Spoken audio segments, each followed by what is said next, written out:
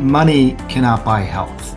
Money can't buy happiness. Money can't buy health either. Dr. Gupta, you have visited different communities and cultures around the world. There are things happening in the world that can improve your life now. They're not necessarily a new medication, new therapy, new intervention. It's just habits. The recent documentary you've just done on Alzheimer's. You have subjected yourself to a pretty rigorous test yourself. I think one of the biggest decisions for a lot of people when trying to figure out their risk for Alzheimer's disease is, do I really want to know? There are things you can do to slow down, to stop, and maybe even reverse the symptoms of Alzheimer's disease. Thank you. Dr. Sanjay Gupta is a neurosurgeon and the chief medical correspondent for CNN. Dr. Gupta, you have visited different communities and cultures around the world in the pursuit of understanding what people are doing right to live longer and live healthier and live more fulfilling lives. I think we find it interesting that some of the countries that spend the most money on healthcare, for example, in the United States, spend close to $4 trillion on healthcare every year. And we have some of the lower life expectancies, some of the highest dissatisfaction rates. We knew that there were places around the world where people were living happier, healthier, longer, more productive lives. There are habits of the most long-lived people in the world. And there were several through lines that came through. You know, obviously, I think it's almost not as much of what you're not doing as what you are doing. We feed ourselves in the United States a lot of junk. Most of our diet has a heavily processed component to it because they're trying to get food to last longer on the shelves. So they do all these things, they add all these chemicals. And now we're starting to see, after decades, the impact of those chemicals on our body, whether it be heart disease, whether it be brain disease, whether it be certain types of cancers.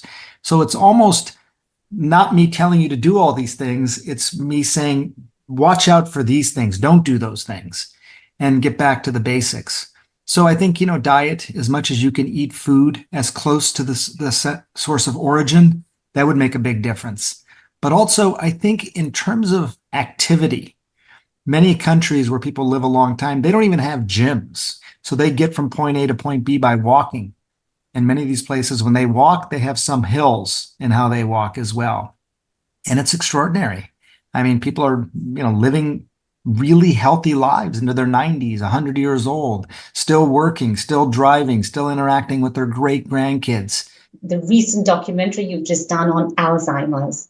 You have subjected yourself to a pretty rigorous test yourself. What made you immerse yourself in this? I think for a lot of people, I think these types of investigations, they always have a personal component to it. You can't help but think of yourself, your family, your loved ones, And for me, I have a family history of Alzheimer's. My mother's father had Alzheimer's disease, but it is very jarring because you're dealing with somebody who you've had all these conversations with, and then all of a sudden you realize that they are not remembering things and they are losing a sense of who they are. And they start telling jokes that nobody else gets. They're the only one that's getting the joke. And it's sad to watch that happen. And what I would say is, over the last several years now, there's been plenty of data, science that has shown there are things you can do to slow down, to stop, and maybe even reverse the symptoms of Alzheimer's disease. So that's what I really wanted to sort of embark on. What are the risk factors that I have? What can I do about them? And what will I get in return for doing all these things? How can these specifically help people with Alzheimer's, where there might be a predisposition genetically, or while there might already be an early onset? For most people, Alzheimer's is a progressive disease. You get worse. You may get worse quickly, you may get worse slowly, but you get worse. When those people then crossed over into the treatment arm, they got better. So that was really important. Just shows how fast these changes can take place. So, as you're sort of alluding to, many of the lifestyle changes, they're not going to shock you. I mean, we know that eating right and exercising and spending time with others and doing things like yoga and meditation, they make a difference. We know that they're healthy. But I think the question for a long time has been, how healthy are they? And how much of an impact can it make on my life right now? Was that within 5 months, so 20 weeks, they showed that people actually who had the diagnosis of Alzheimer's disease were able to slow, stop, or even reverse the symptoms of Alzheimer's disease within a very short time. Depending on your perspective, Amrita, it was either hard to do or not that hard to do. It's a vegan diet. We know that eating meat is very pro-inflammatory. So I eat meat sometimes. I'm not a total vegan, but I'm telling you, after I started investigating this, I eat meat far more rarely than I used to, because I know the impact of meat, not just on my heart, but also on my brain. Activity is really interesting, because activity, doing movement, is probably the best way to grow new brain cells. But what is interesting is most people do intense activity for a short time, which can be very good for your heart. But when it comes to your brain, you're making too much cortisol, the stress hormone, when you do this intense activity. And that can actually inhibit how much brain growth of new cells you actually have. So moderate to brisk activity, good for the brain. Do you think that there's people who have had quite a bit of decline, which is the case, right, for so many families, where they have a person with a fair amount of decline in their cognition? Do you think these lifestyle changes, I know it's a case by case, but do you think that there is hope for them as well, who have not benefited from, knowing early enough to do these things? The trials really looked at people who had mild to moderate cognitive decline.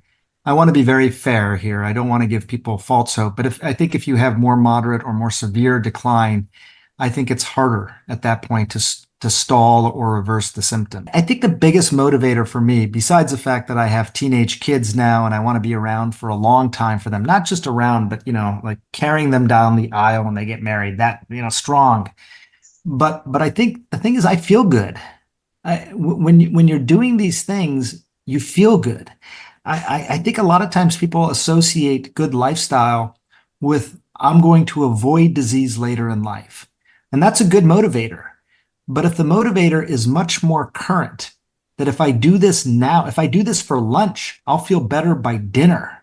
Our bodies change that quickly. So having a really, really low inflammatory lunch, and I'll feel much more powerful, stronger, less fatigued throughout the rest of the day. That's what I think really helps keep me disciplined. I try and go to bed and wake up at the same time every day, even on the weekends. I don't drink alcohol. I eat a healthy diet. Again, I'm not perfect. I'm not a monk, but for the most part, I really focus on that. I don't eat too much. I eat real food, not too much, mostly plants, I would say. And every day I sweat. I try and do something that makes me sweat every day, whether it be a run or a bike ride or lifting weights or do something like that. And that's basically it. I mean, that's the thing. People think it's so hard. It's not that hard. There are things that you do in your life that are far less important, that you spend way more time on. Put your phone down, get outside. Oh, thanks so much, Dr. Gupta. Thank you so much. Pleasure.